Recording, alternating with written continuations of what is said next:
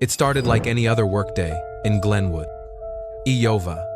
3 construction workers, John Lewis, Gabe Record, and Damian Pond, were out on the job, hammers in hand, thinking about lunch, thinking about the hours left in the day. But at Toll Tredivp, everything changed.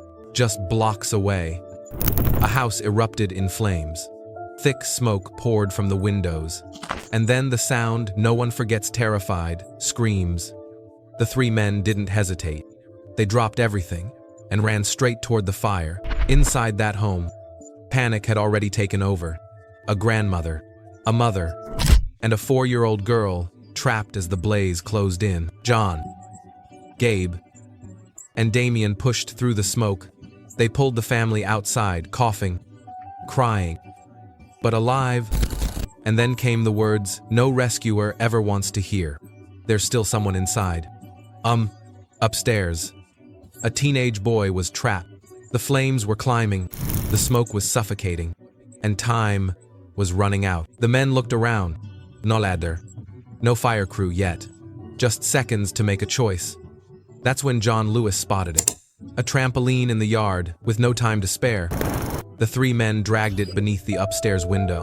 Through the black smoke, they shouted for the boy to jump. He hesitated, afraid, but with the fire at his back, he leapt.